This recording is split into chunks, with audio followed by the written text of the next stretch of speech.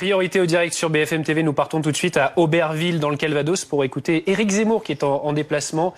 Ce samedi, il vient de se rendre dans un restaurant bowling de la ville. Il était à Rouen hier et on va écouter Éric Zemmour. Écoutez, maintenant, il faut que je m'habitue. Tout ce que je dis, tout ce que je dirai sera retourné contre moi. Donc voilà, maintenant j'ai compris, de Madame Schiappa à Madame Le Pen, c'est un front commun, c'est l'unité de tous contre moi. Donc je voudrais simplement dire que quand je parlais de ghetto, je parlais de ghetto politique. C'est-à-dire que, et pour moi, Madame Le Pen enferme ses électeurs dans un ghetto politique, puisqu'elle ne s'ouvre pas aux autres, qu'elle ne veut pas, qu'elle n'aime pas les gens de LR, de l'électorat qu'on peut qualifier de bourgeois, de CSP+. Vous voyez, elle n'en veut pas. Elle les déteste, elle n'en veut pas. Et donc, du coup, elle condamne ses électeurs des classes populaires à ne jamais arriver au pouvoir. Parce qu'on n'arrive en pouvoir que si il y a une alliance entre les classes populaires et les catégories plus bourgeoises, plus CSP+, etc. Voilà. Et ce que je disais, c'était que simplement, vous voyez dans les sondages, elle n'a pas un électeur de ces catégories-là, comme d'ailleurs LR n'a pas un électeur des catégories populaires, et que je suis le seul à rassembler ces deux électorats. Voilà ce que j'ai voulu dire.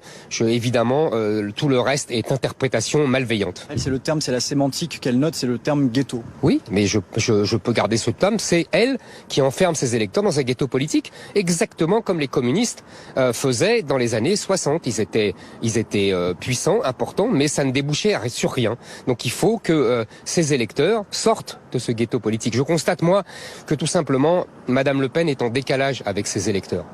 Voilà. Il y a un sondage qui vient de sortir. 67% des Français pensent que le grand remplacement est en train d'avoir lieu.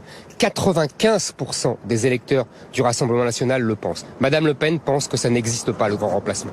Madame Le Pen pense que l'islam est différent de l'islamisme. Les Français pensent que l'islam, je dis bien l'islam, est un danger pour la République à 63%.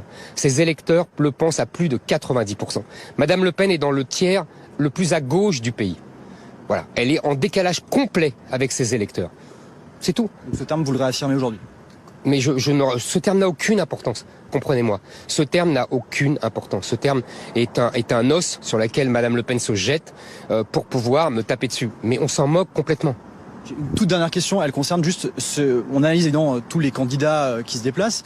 Ce matin, elle est sur un marché. Qu'est-ce que ça raconte d'être... Elle explique dans un tweet, elle dit « Je viens à la rencontre de cette France populaire que j'aime, pour laquelle je me bats tous les jours, la France de la ruralité. » Clairement, elle dit, elle vous vise en disant que vous ne faites pas ça, vous n'allez pas à la rencontre finalement de cette France qu'elle qualifie de populaire.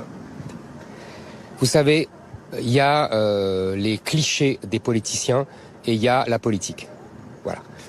Si elle veut rester dans le cliché du politicien qui va dans les marchés, elle a des courses à faire sans doute, c'est très bien. Vous savez, elle ne va à la rencontre de personne dans ces cas-là. Il y a 10 journalistes qui sont autour. J'ai suivi ça en tant que journaliste. Je sais ce que c'est. Donc elle fait le cliché des politiciens. Grand bien lui fasse, ça ne me dérange pas.